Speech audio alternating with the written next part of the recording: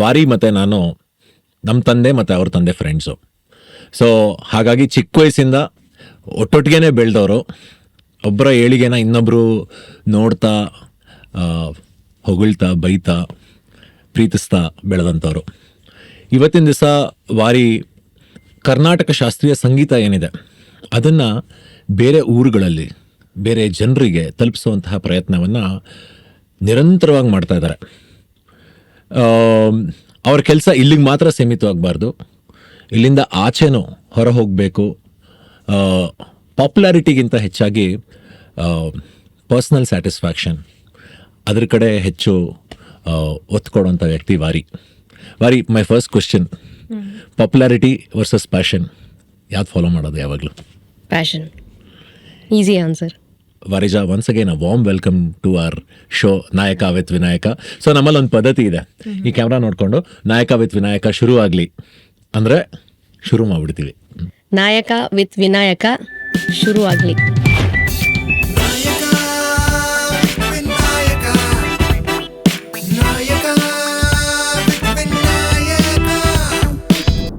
ಒಂದೂವರೆ ವರ್ಷದಲ್ಲಿ ಫಸ್ಟು ಹಂಸಧ್ವನಿ ರಾಗ ಕಂಡುಹಿಡಿದಿದ್ದು ಅಂತ ಹೇಳಿದ್ದಲ್ವ? ಹೌದು.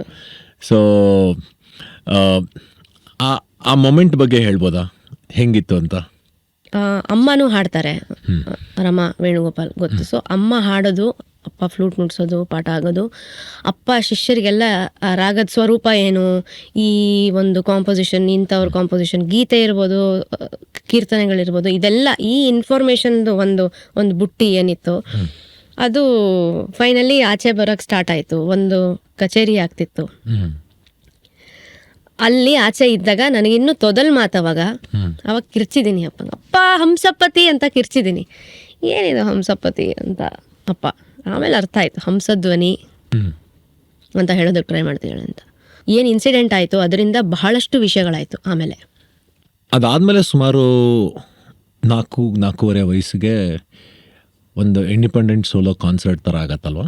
ಹಂಸಧ್ವನಿ ಇನ್ಸಿಡೆಂಟ್ ಆದಮೇಲಿಂದ ಮನೆಗೆ ಬಂದಮೇಲಿಂದ ಅಪ್ಪ ಒಂದು ಆ್ಯಸಿಡ್ ಟೆಸ್ಟ್ ಮಾಡಿದ್ರು. ಏನೇನು ಇಟ್ಕೊಂಡಿಲ್ಲ ತಲೆಯಲ್ಲಿ, ನೋಡೋಣ ಯಾವ್ಯಾವ ರೀತಿ ಇನ್ಫಾರ್ಮೇಷನ್ ಇದೆ ಅಂತ. ಒಂದಷ್ಟು ಹಾಡುಗಳನ್ನ, ಒಂದಷ್ಟು ಕೃತಿಗಳನ್ನ, ಬೇರೆ ಬೇರೆ ರೀತಿಯ, ರೈಟ್ ಫ್ರಮ್ ಕರ್ನಾಟಿಕ್ ಕ್ಲಾಸಿಕಲ್ ಇರ್ಬೋದು, ಭಜನ್ ಇರ್ಬೋದು, ಅಥವಾ ರಾಗ ಬೇಸ್ಡ್ ಚಿತ್ರಗೀತೆಗಳಿರ್ಬೋದು, ಎಲ್ಲನೂ ಹಾಡಿದ್ದಾರೆ ಒಂದಷ್ಟು. ಸುಮಾರು ಒಂದು 40 ರಾಗ ಹೇಳಿದ್ದೀನಿ. ಅದಾದ್ಮೇಲಿಂದ ಓಕೆ ಇದು ಸ್ಪಂಜ್ ಥರ ಎಳ್ಕೋತಾ ಇದೆ ಇದು ಅಂತಂದ್ಬಿಟ್ಟು ಅಲ್ಲಿಂದ ಒಂದು ಅವ್ರದ್ದೇ ಆದ ರೀತಿಯಲ್ಲಿ ಒಂದು ಚಿಕ್ಕ ಮಗುಗೆ ಹೇಗೆ ಹೇಳ್ಕೊಡ್ಬೋದು, ಇದು ನೋಡು ಅಂತ ಬರ್ದು ತೋರಿಸಿ ಕೂಡಿಸ್ಬಿಟ್ಟು ಪ್ರಾಕ್ಟೀಸ್ ಮಾಡೋದಲ್ಲ, ಹೇಳ್ಕೊಡ್ತಾ ಬಂದರು. ಅಮ್ಮನೂ ನನಗೆ ಹಾಡಿ ತೋರಿಸಿ ಮಂದಟ್ಟಾಗೋ ಥರ ಹಾಡುಗಳನ್ನ ಇಂಡೈರೆಕ್ಟಾಗಿ ನನಗೆ ಹೇಳ್ಕೊಟ್ರು. ಆಮೇಲೆ 4ನೇ ವಯಸ್ಸಷ್ಟೊತ್ತಿಗೆ ನಮ್ಮ ಸ್ನೇಹಿತರ, ಅಪ್ಪನ ಸ್ನೇಹಿತರ ಎಲ್ಲ ಒಂದು ಸರ್ಕಲಲ್ಲಿ ಒಂದು ಮಾತಾಗಿತ್ತದು.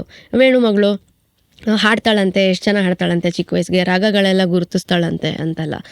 ಸೊ ಅಪ್ಪನ ಸ್ನೇಹಿತರೊಬ್ಬರು CR ವೆಂಕಟೇಶ್ ಅಂತ, ಅವರು AS ಮೂರ್ತಿ ಅವರ ಒಂದು ಇನ್ಸ್ಟಿಟ್ಯೂಷನ್ ಇನ್ನೂ ಬಿಂಬ ಇದೆ, ಅಲ್ಲಿ ಸನ್ಮಿತ್ರ ಸಂಘ ಅಂತ ಒಂದು ಕಾರ್ಯಕ್ರಮ ಮಾಡ್ತಿದ್ರು. ಆ ಒಂದು ಬ್ಯಾನರಲ್ಲಿ ಅಲ್ಲಿ ಒಂದು 100 ಜನನ ಸೇರಿಸಿ ಈ ಥರ ಒಂದು ಪ್ರೋಗ್ರಾಮ್ ಮಾಡೋಣ, it doesn't have to be formal. ಅಷ್ಟು ಚಿಕ್ಕ ಮಗು ಹಾಡತ್ತೆ ಅಂತಂದರೆ ಎಲ್ಲರೂ ನೋಡಿ ಖುಷಿ ಪಡ್ತಾರೆ, ಎನ್ಕರೇಜ್ ಮಾಡ್ತಾರೆ ಅಂತ ಒಂದು ಕಾರ್ಯಕ್ರಮ ಅಲ್ಲಿ ಆರ್ಗನೈಸ್ ಮಾಡಿದ್ರು. ಒಂದಷ್ಟು 1 ಗಂಟೆ 1 ಗಂಟೆ ಕಾಲ ನಾನು ಏನೇನು ಹಾಡುಗಳನ್ನ ಕಲ್ತಿದ್ನೋ ಅಲ್ಲಿವರೆಗೂ, ಕೃತಿಗಳಾಗಿರ್ಬೋದು, ದೇವ್ರ ನಾಮಗಳಾಗಿರ್ಬೋದು, ಅದೆಲ್ಲ ಹಾಡಿದೆ. ಪ್ರದ್ಯುಮ್ನ ಅವ್ರ friend, he was also tabla Gopi ಅವ್ರ ಮಗ. He was also prodigy, tabla prodigy. ತುಂಬ ಚಿಕ್ಕ ವಯಸ್ಸಿನಲ್ಲೇ ನುಡ್ಸಕ್ಕೆ ಸ್ಟಾರ್ಟ್ ಮಾಡಿದ್ದ ಕಲಾವಿದ. ಹೀ ಪ್ಲೇಡ್. ಅದಾದಮೇಲೆ ಈ ಒಂದು ರಾಗ ಗುರುತಿಸೋಂತಹ ಒಂದು ಕಾರ್ಯಕ್ರಮ ಇತ್ತು. ಅಲ್ಲೊಂದಷ್ಟು ಜನ ಎಲ್ಲ ಸಂಗೀತಗಾರರು ಸೇರಿದ್ರು.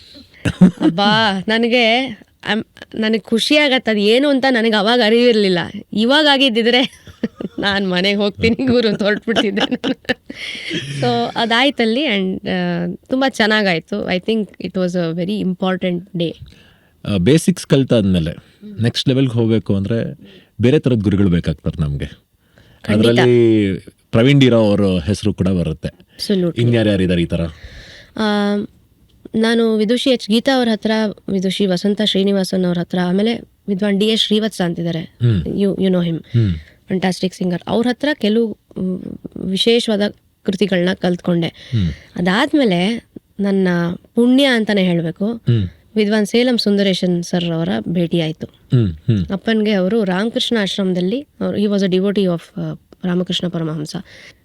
ಅವ್ರ ಹತ್ರ ಕಲ್ತಿದ್ದು ಮ್ಯೂಸಿಕ್ ಮಾತ್ರ ಅಲ್ಲ, ಸಂಗೀತ ಮಾತ್ರ ಅಲ್ಲ, ಅವರ ಆರ್ಟ್ ಆಫ್ ಲಿವಿಂಗ್ ಕೂಡ ನನಗೆ ಎಷ್ಟೊಂದು ರೀತಿಯಲ್ಲಿ ಇಂಡೈರೆಕ್ಟಾಗಿ ಹೇಳ್ಕೊಟ್ರು. ಅಂದರೆ ಯಾವ ಥರ ಫಿಲಾಸಫೀಸ್ ಬಿಹೈಂಡ್ ಮ್ಯೂಸಿಕ್, ಹೇಗೆ ಒಂದು ಸಂಗೀತ ಅನ್ನೋಂಥದ್ದನ್ನ ನಾವೆಷ್ಟು ಟ್ರಾನ್ಸ್ಪರೆಂಟಾಗಿ ಅದನ್ನು ನಮ್ಮ ಮೂಲಕ ಅದು ಆಚೆ ಬರೋದಕ್ಕೆ ಹೇಗೆ ನಾವು ಅನುಕೂಲ ಮಾಡಿಕೊಡ್ಬೇಕು, ಹೇಗೆ ನಮ್ಮ ಮನಸ್ಥಿತಿ ಇಟ್ಕೋಬೇಕು, ಹೇಗೆ ಒಂದು ರಾಗ ಅಂತ ಒಂದಿದ್ರೆ ಅದು ನಮ್ಮನ್ನ ಆವರಿಸ್ಕೊಳ್ಬೇಕು, ಅದಕ್ಕೆ ನಾವು ಎಷ್ಟು ಕ್ಲೀನಾಗಿರಬೇಕು ಇಂಟರ್ನಲ್ಲಿ. And it's not just about ನಮ್ಮ ಮ್ಯೂಸಿಕಲ್ ಎಬಿಲಿಟೀಸ್ ಏನಿದೆ, ಬರೀ ಅದನ್ನು ಆಚೆ ಕಡೆ ತೋರಿಸೋವಂಥದ್ದು ಮಾತ್ರ ಅಲ್ಲ ಸಮಾಚಾರ. ಅದರಲ್ಲಿ ಎಷ್ಟು ಡೆಪ್ತ್ ಇದೆ, ಅದನ್ನು ಹೇಗೆ ಫಸ್ಟ್ ನಾವು ಅನುಭವಿಸ್ಬೇಕು, and become an instrument for the music to flow out of us ಅನ್ನೋ ರೀತಿ. ಅವ್ರು ಇದನ್ನೆಲ್ಲ ಡೈರೆಕ್ಟಾಗಿ ನನಗೆ ಈ ಥರ ಹೇಳ್ದೇ ಇದ್ರೂ ಅವ್ರು ಇರೋ ರೀತಿಯಿಂದ ನಾನು ಅದನ್ನ ಕಲ್ತ್ಕೊಂಡೆ. ಅವ್ರು ಹೇಗೆ ಸಂಗೀತನ ಪೂಜಿಸ್ತಾರೆ ಅನ್ನೋದನ್ನ, ಆ್ಯಂಡ್ ಅವ್ರ ಕಣ್ಣಲ್ಲಿ ಹೇಗೆ ಬೆಳಕು ಬರೋದು ಒಂದು ರೀತಿ, ಯಾವುದೋ ಒಂದು ಕೃತಿ ಬಗ್ಗೆ, ಒಂದು ರಾಗದ ಬಗ್ಗೆ ಮಾತಾಡಬೇಕಂದ್ರೆ ಅವ್ರ ಜೊತೆ ನಾನು ನೊಟೇಷನ್ ರೈಟಿಂಗ್ ಮಾಡೋದಕ್ಕೆ ಕೂತ್ಕೋತಾ ಇದ್ದೆ. ಕೆಲವು ಬಹಳ ಬಹಳ ವಿಶೇಷವಾದ ತ್ಯಾಗರಾಜ ಕೃತಿಗಳಾಗಿರ್ಬೋದು, ಎಷ್ಟೊಂದು ಆ ಥರ ಬಹಳಷ್ಟು ವಾಗ್ಗೇಯಕಾರರುಗಳ ಕಾಂಪೋಸಿಷನ್ಗಳನ್ನ ನನಗೆ ಅವರು ಹೇಳ್ಕೊಟ್ಟಿದ್ದಾರೆ. ಅದನ್ನ ಕಲಿಯೋ ಒಂದು ಭಾಗ್ಯ ನಂದಾಗಿದೆ. ಸೊ ಅದು ಎಂಟೈರ್ ಪ್ರಾಸೆಸ್ಸಲ್ಲಿ ಅವರು ಸ್ಪಿರಿಚುವಲಿ ಏನು ಒಂದು ದಾರಿಯನ್ನು ಕಂಡುಕೊಂಡು ಬಂದಿದ್ದಾರೆ. He was 80 when I found him. Ayyappa, ಆಯ್ತಾ? ಸೊ ಎಷ್ಟು ಎಕ್ಸ್ಪೀರಿಯನ್ಸ್, ಲೈಫ್ ಎಕ್ಸ್ಪೀರಿಯನ್ಸ್ ಇದೆ ಅವ್ರಿಗೆ. ಹಳೆ ಜೀವ ಅದು. ಹೌದು, ಕಲ್ಚರ್ಡ್, ಮೆಚೂರ್ಡ್. ಅಬ್ಸಲ್ಯೂಟ್ಲಿ. ಸೊ ರೆಕಾರ್ಡಿಂಗ್ಗೆ ಇಂಟ್ರೊಡ್ಯೂಸ್ ಮಾಡಿಸಿ, ಹಾಡಿಸಿ, ಒಂದಿಷ್ಟು ಸೀರಿಯಲ್ಗಳ ಹಾಡನ್ನು ಕೂಡ ಫೇಮಸ್ ಮಾಡಿದ್ರು. ಅದರಲ್ಲಿ one of my personal favourites is Magalu Janaki. ಆ ಹಾಡು ಇನ್ನೂ ನಮ್ಮ ಮನಸ್ಸಿನಲ್ಲಿ, ಕಿವಿನಲ್ಲಿ ಗುನ್ಗುನಾಯಿಸ್ತಾ ಇರುತ್ತೆ. ಒಂದೆರಡು ಲೈನ್ ನಮಗೋಸ್ಕರ.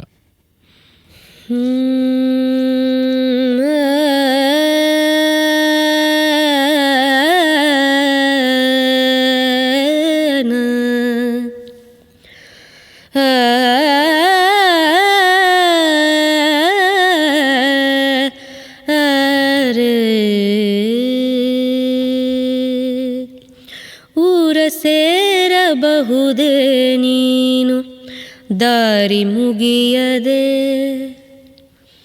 ಹೊನ್ನು ದೊರೆಯಬಹುದೇ ಹೇಳು ಮಣ್ಣ ಬಗೆಯದೆ, ಬಾಳದಾರಿಯಲ್ಲಿ ഇരുಳು ಕವಿದ ಹೊತ್ತಲಿ, ಪ್ರೀತಿ ಕಣ್ಣು ತೆರೆದ ದೀಪ ಮಗಳು ಜಾನಕಿ, ಮಗಳು Janaki. Goosebumps. Yeah, even I get goosebumps when I sing this, because ಇದು ಬಹಳಷ್ಟು ರೀತಿಯಲ್ಲಿ ಎಲ್ರಿಗೂ ತಟ್ಟತ್ತೆ, ಎಲ್ಲರನ್ನೂ ತಟ್ಟತ್ತೆ. ಒಬ್ಬೊಬ್ಬರು ಒಂದೊಂದು ರೀತಿ ಅನ್ವಯ ಮಾಡ್ಕೋತಾರೆ ಅಲ್ವಾ? ಈ ಹಾಡು ಕೇಳಿದಾಗ ಅವ್ರವ್ರ ಲೈಫಲ್ಲಿ ಏನೇನು ಅವ್ರು ಕಂಡಿರ್ಬೋದು ಎಲ್ಲ. ನನಗೆ ಬಹಳ ಚಿಕ್ಕ ವಯಸ್ಸಿದ್ದಾಗಿಂದಲೂ ಮನೇಲಿ ಎವ್ರಿ ಡೇ ಕ್ಯಾಸೆಟ್ ಓಡತ್ತೆ.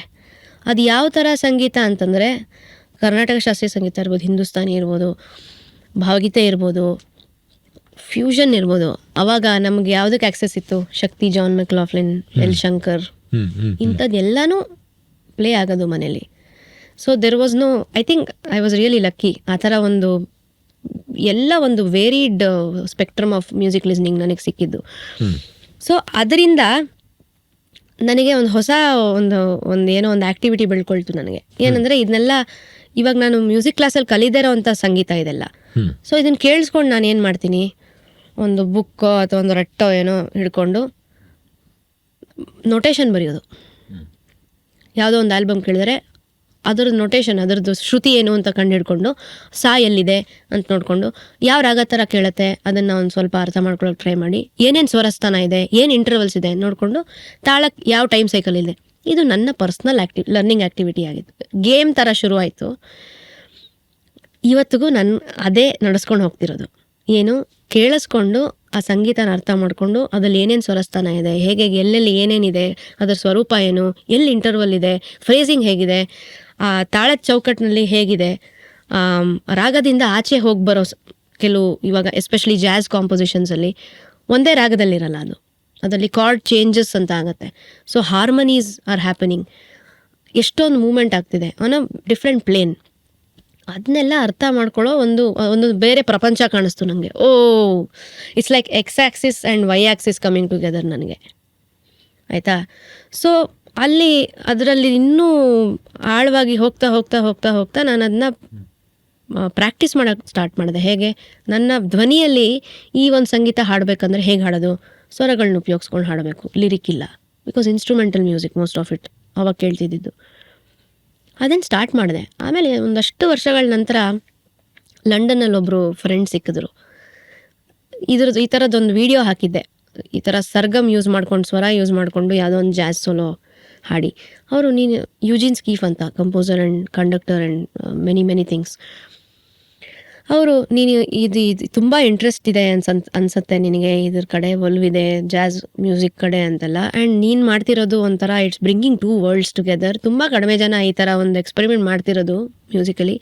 ನೀನು ಜಾನ್ ಕೋಲ್ಟ್ರೆ ಒಂದು ಜಾಯಿಂಟ್ ಸ್ಟೆಪ್ಸ್ ಅಂತ ಕಾಂಪೋಸಿಷನ್ ಇದೆ, ಅದನ್ನ ಕೇಳಿರ್ಬೋದು, ಬಟ್ ಕೇಳಿಲ್ಲ ಅಂತಂದರೆ ಅದನ್ನು ಇನ್ನೂ ಡೀಟೇಲಾಗಿ ಕೇಳಿ try singing that solo, saxophone solo work ಮಾಡಿದೆ. ಅದನ್ನೊಂದು 200-300 ಸತಿ ಕೇಳಿಸ್ಕೊಂಡೆ, ಏನೂ ಅರ್ಥ ಆಗಲಿಲ್ಲ.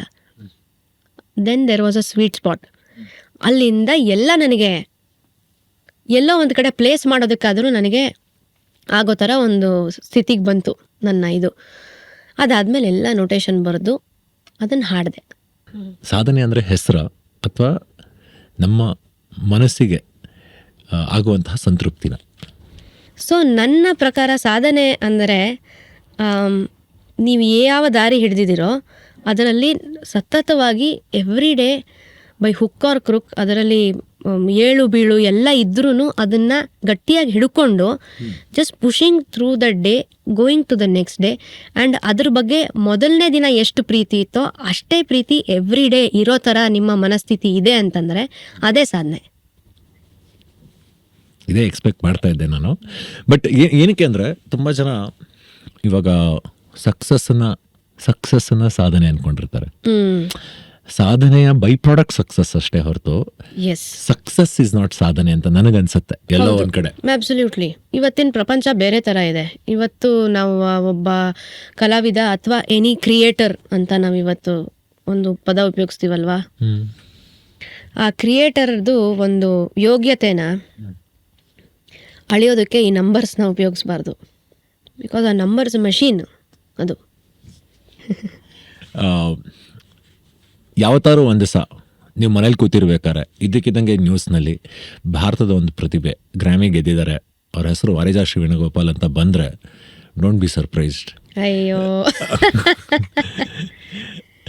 ನಾನು ಯಾಕೆ ಇದನ್ನು ಹೇಳ್ತಾ ಇದ್ದೀನಿ ಅಂದರೆ, ತುಂಬ ಜನರಿಗೆ ನಾವು ಮಾಡೋ ಕೆಲಸ ತಲುಪದೇ ಇರಬಹುದು, ಆದರೆ ಗ್ರೇಟ್ನೆಸ್ ಅನ್ನೋದನ್ನು ಬಹಳಷ್ಟು ಜನ ಬೇರೆ ಬೇರೆ ರೀತಿ ಐಡೆಂಟಿಫೈ ಮಾಡ್ತಾರೆ.